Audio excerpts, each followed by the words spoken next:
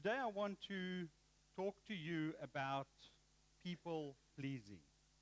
Here's a simple definition of what a people pleaser is. People pleasing is to chase personal gain by seeking to fulfill the wants and the whims of others at the expense of yourself and your relationship with God.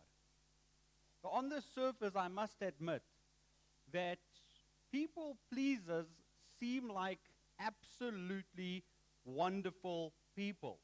I mean, they are helpful, they are malleable, they will never ever be disappointed in you, and no matter what, they will always be there.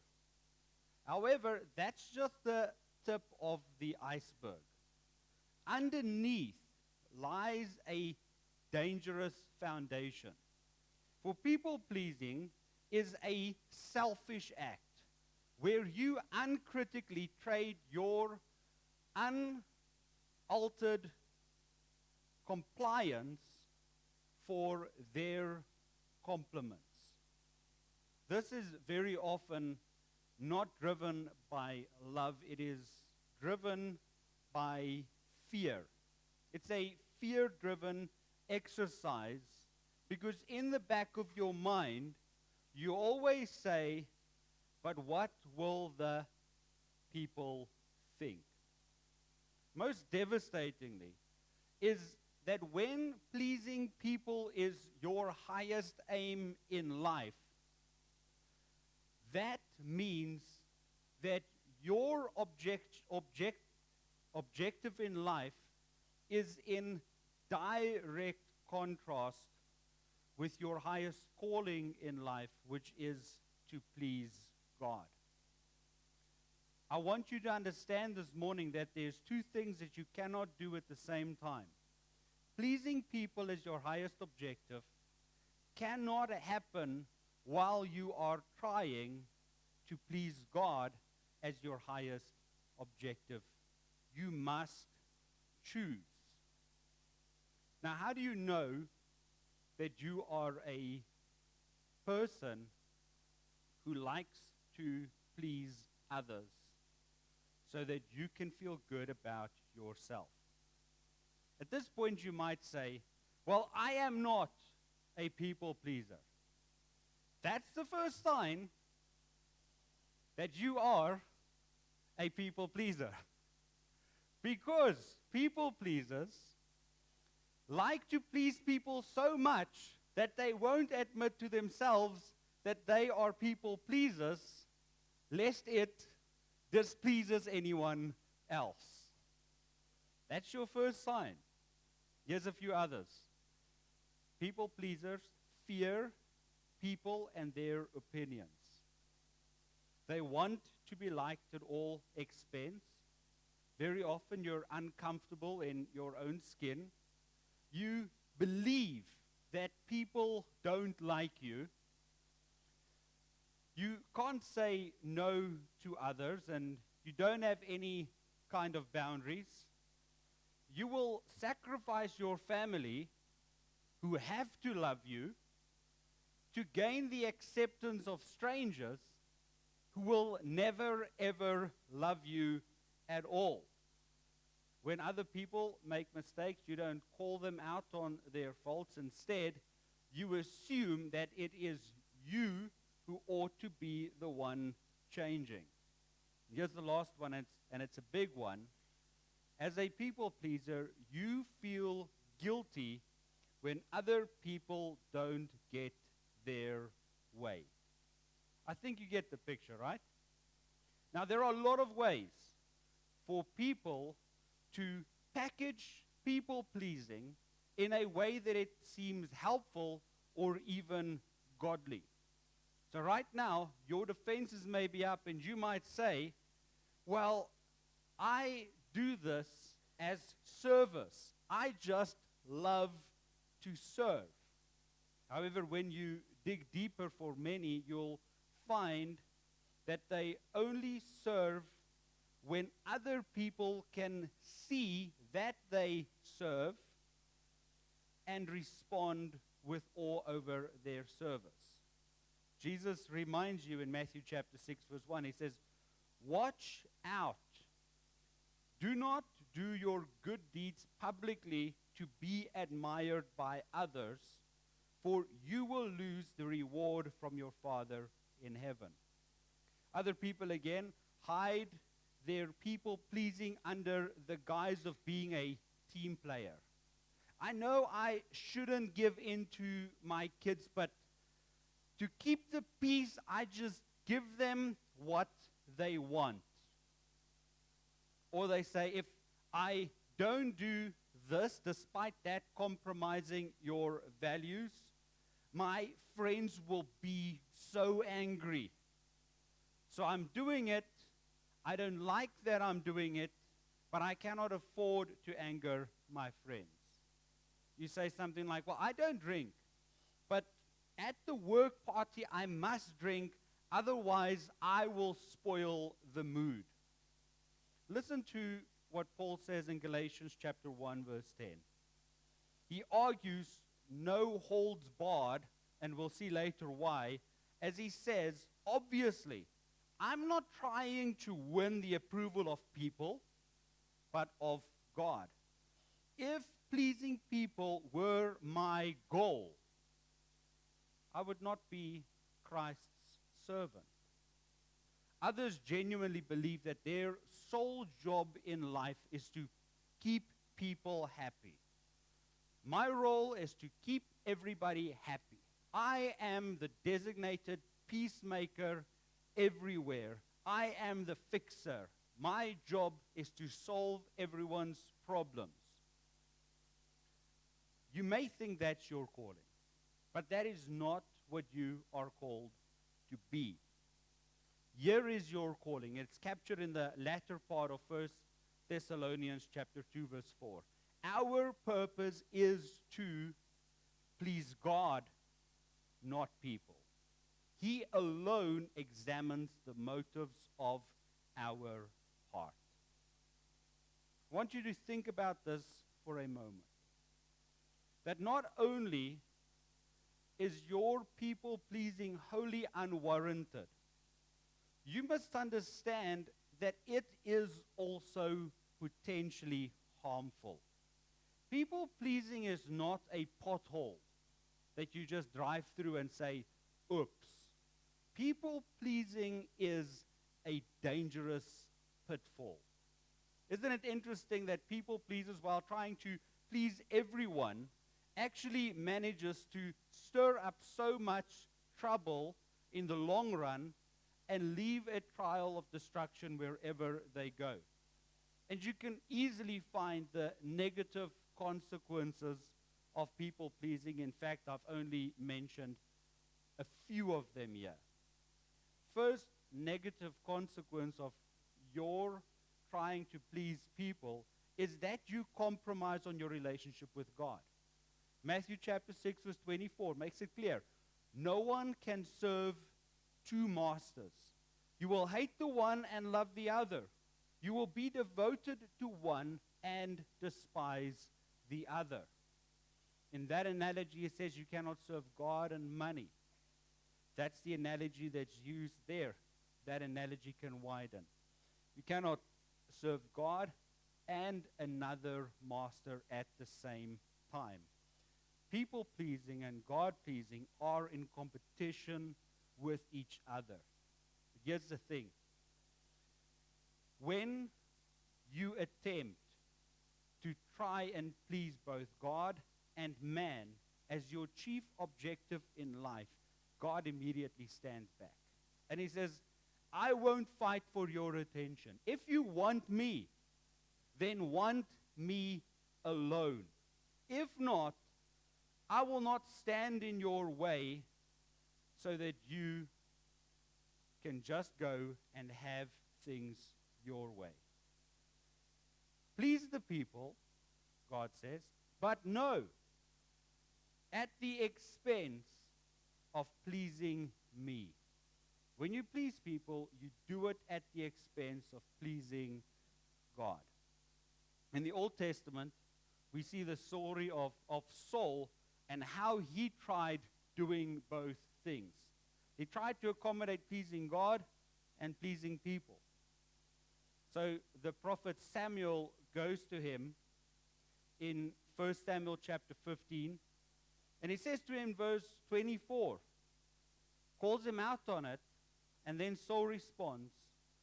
Saul admitted to Samuel, yes, I have sinned.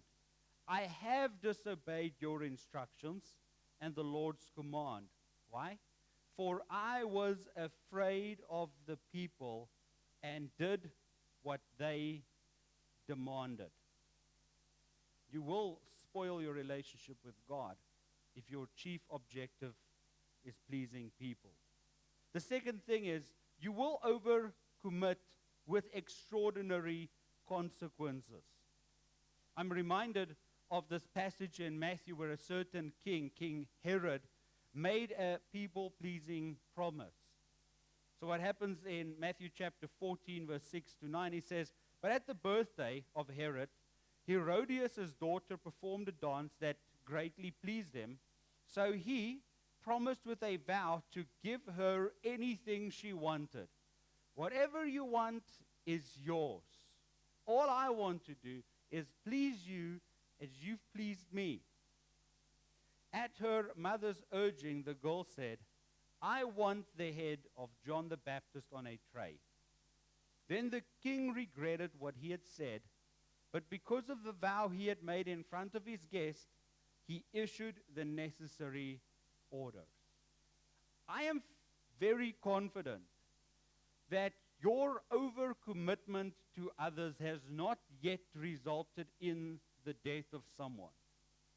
However, I am equally certain that it has probably led to the destruction of important things somewhere. Maybe you're such a people pleaser that you prioritize work over your family. And now you wonder why your kids don't come around to visit you. Perhaps you are trying your best not to disappoint your friends. So when Saki asks you for a round of golf, you say yes. I'm sure my wife will understand me playing golf on Valentine's Day. Spoiler alert, she will mind. Maybe you're trying to keep everybody so happy, so you just become a miserable tool for everyone. You're exhausting to do anything because keeping everyone happy is an impossible job. It will leave you burnt out. It will leave you depressed. And you might even begin hating life itself.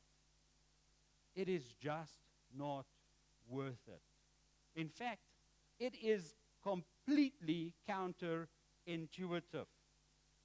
The people pleaser fallacy is thinking that once you have pleased people to the fullest extent possible, they will regard you to the highest degree possible. They won't. It just doesn't work that way. Instead, they will assume that you have given them a license to trespass and trample on you. So, in your attempt to generate respect, what you have actually done is you have nursed disrespect against yourself. Like we said earlier, people pleasing is not a pothole. It is a dangerous pitfall. And if you find yourself in that pitfall today, here's a few things that you need to do to break free from that and live a God-centered life. First things first, don't misunderstand me. In pleasing God, you are not asked to dislike people or treat them badly. So I don't want you to go to work tomorrow, defy orders, and then when you're called out, say, well, Hendrik told me it's not my job to please you, so you better shape in or ship out. That's not what I'm saying. What I am saying is that pleasing people must never be the goal. Pleasing God is the goal. But here's the cool thing. The cool thing is that people benefit most from you when serving God takes center stage. Look at how pleasing God and pleasing people are correlated here in Colossians chapter 3, verse 22. It says, slaves, obey your earthly masters in everything you do. Try to please them all the time, not just when they are watching you. Serve them sincerely. Why? Because of your reverent fear of the Lord. Did you see that? The more you fear God, and the more you worship Him, and the more you adore Him alone, the greater the outflow of that will be to build people up and please them. The more you fear God, the better the people around you will fare. This brings us to the next thing. Fear God first. That is your antidote against people pleasing, is fear God first. Remember earlier we said that there is a strong fear of man component to pleasing people. Here's the remedy from the Bible. Matthew chapter 10, verse 28. Don't be afraid of those who want to kill your body. They cannot touch your soul. Fear only God, who can destroy both soul and body in hell. This is from Matthew chapter 10, verse 28. The reality is that people may be angry with you for a day, a week, at best a year. And when people discuss you behind your back, they might discuss you behind your back for a week at most. And when people think of you, they might think about you for a while. But God never, ever stops thinking about you. To show you that, check how the next verse, Matthew 10, verse 29, continues. First says, don't fear man, fear God. And then immediately after that he says, what is the price of 2 sparrows? 1 copper coin. But not a single sparrow can fall to the ground without your Father knowing it. See, these two thoughts are connected. They tell you, fear God more than people, because God cares more than anyone ever will. Here's the third thing you need to know to combat people pleasing. Understand the practical impact of your salvation. Remember earlier on we spoke about Paul's no holds barred letter that he sent to the people in Galatia, telling them that if he were serving people, he would not be Christ's servant. Now, this is what that letter is all about. These people got saved. They're Jews. They got saved. And after they got saved, they decided to return to a set of people-pleasing laws that actually kept them from enjoying the freedom that Christ has given them. And as they were adhering to these people-pleasing laws, they coaxed other non-Jews and said, you can get saved, but after you get saved by Jesus, you need to come and join us with doing these religious ceremonial laws that have a beautiful outward display of godliness in inverted commas. That's bad. Do you know what's the worst of it all? Peter. Like Peter, who was with Jesus for 3.5 years, one of the founders of the church. He was one of the culprits. So, Paul says, when Peter first arrived, he ate with the Gentile believers who were not circumcised. But afterwards, when some friends of James, Jewish guys, when they came, Peter wouldn't eat with the Gentiles anymore. He was afraid of the criticism from these people who insisted on the necessity of circumcision. As a result, other Jewish believers followed Peter's hypocrisy, and even Barnabas was led astray by their hypocrisy. And Paul wasn't happy. You know why he wasn't happy? Because he understood the outflow of his salvation as reverting away from people pleasing to only gain the approval of God alone. Peter did not understand that. He did not understand that his faith had set him so free that it set him free from the opinions of man as well. Paul, in fact, gives us a list of the people-pleasing things that he has done and aspired to in his life. He says that in Philippians chapter 3 from verse 4. It says, though I could have confidence in my own effort, if anyone could. Indeed, if others have reason for confidence in their own efforts, I have even more. I was circumcised when I was 8 days old. I'm a pure-blooded citizen of Israel, a member of the tribe of Benjamin, a real Hebrew if there ever was one. I was a member of the Pharisees, who demanded the strictest obedience to the Jewish law. I was so zealous that I harshly persecuted the church. As for righteousness, I obeyed the law without fault. Look at verse 7. I once thought these things were valuable. I once thought that these people-pleasing endeavors of following the law to the letter, of being a Hebrew of all the Hebrews, I once thought that these things were valuable. But now I consider them worthless because of what Christ has done. Yes, everything else is worthless when compared with the infinite value of knowing Jesus Christ, my Lord. For his sake, I have discarded everything else, counting it as garbage, so I could gain Christ.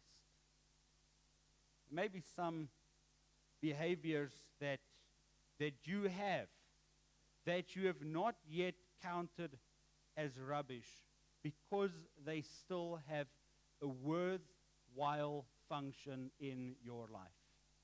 I can't let go of pleasing people yet. Why? Because I haven't yet firmly understood the freedom and the acceptance I have in Christ. Move over, stand firmly on the foundation of Jesus Christ, and then all these other things will slowly start vanishing and enter your peripheral view until they are gone entirely. Here's the last point that I want to give you on combating people pleasing. Make principle-based decisions and not popularity-based decisions. The application of that is wide. I'm going to make principle-based decisions in the home and not popularity-based decisions. Will my kids be angry? Yes. Will they be happy? No. What's my job? Is my job to have happy children or decent adults? My job is to cultivate decent adults. So I will make a principle-based decision and not a popularity-based decision. Think for a moment about this guy in the Bible, Pilate. He's the guy who ordered the crucifixion of Jesus. But listen to the story. He interrogated Jesus, and then after interrogating Jesus, he said to Jesus, "You're innocent. There is absolutely no case to be made against you." So there's some bureaucracy and judicial administration. Jesus is sent from this place to this place and back to him. And then Pilate called together the leading priests and the other religious leaders. This is now in Luke chapter 23 from verse 13.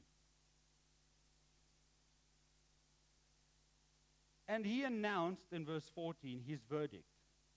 "You brought this man to me, accusing him of leading a revolt. I have examined him thoroughly on this point in your presence and find him innocent." Verse 15, Herod came to the same conclusion and sent him back to us. "Nothing this man has done calls for the death penalty. So I'll have him flogged, and then I will release him." Listen to what happens. Then a mighty roar arose from the crowd, and with one voice they shouted, "Kill him and release Barnabas to us."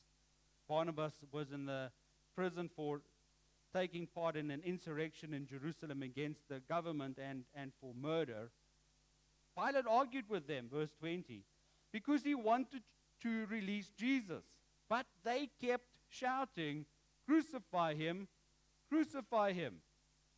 For a third time he demanded, "Why? What crime has he committed? I have found no reason to sentence him to death. So I will have him flogged, and then I will release him." But the mob shouted louder and louder, demanding that Jesus be crucified, and their voices prevailed. So Pilate sentenced Jesus to die as they demanded. Sometimes the voices from the crowd can be so loud that eventually you just give in to the pressure. But as a Christian, as a blood-bought believer of Jesus Christ, you and I cannot work to the whims of others. We cannot make decisions based on the whims of others. We cannot plan our lives around the whims of others. We must draw boundaries. But today I want to encourage you not to maintain your personal boundaries as strongly as you maintain the Word of God's boundaries. You see, your boundaries are fickle. You and I are very, very prone to give into our so-called boundaries easily. So don't trust in your own boundaries. What you ought to do is look at what the boundaries in Scripture is and say, those are the boundaries that I will enforce in my life. They are firm boundaries. They are so firm that I can lean on them and others can't penetrate it either. So instead of making popularity-based decisions, you make a principle-based decision, such as in Acts chapter 4, verse 19. When the apostles said to the governing authorities, when they said to them, "You're not allowed to speak in the name of Jesus anymore," they said, "Do you think God wants us to obey you rather than Him? No. You can tell us what you want us to do. But as for me, I will not be swayed by the 70 of you powerful men standing in front of me.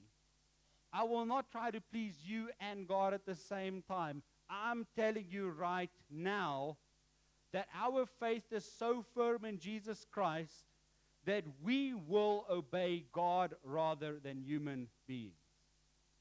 When people demand that you flatter them, or you hide the truth from them, or that all you do is you just pour compliments on them where biblical criticism is warranted, then you say with 2 Chronicles 18 verse 13, as surely as the Lord lives, I will not say what you want me to say.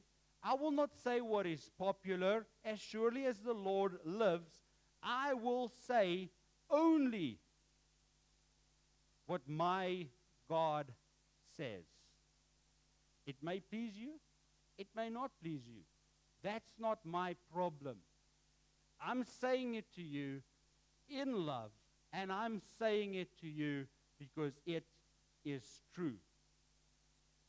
Take it and do with it as you wish. But as for me, I'm here to serve the Lord. Here's the end of the matter. People-pleasing, as we've discussed, is an attempt to gain your life and keep it, to feel good about yourself. But this is what Jesus says about that. If you try to hang on to your life by whatever means, including being a perpetual people pleaser, you will lose it. But if you give up your life for Jesus' sake, you will save it. So this is the sum of it all. We said this earlier when we took communion. If we live, it is to honor the Lord. And if we die, it is to honor the Lord. So whether we live or die, that's our cry, that's our motto, that's our aim.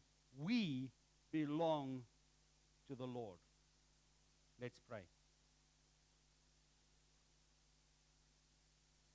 Father, I pray that you will help us, that we fix our eyes so on you, that the things and the people of this world will grow strangely dim in the light of your glory and grace. Lord, I pray that you lead us to grapple with our motives. And Father, I pray that as we stand in awe and fear of you, Jesus Christ be magnified, be glorified as we please you in whatever we do. Amen.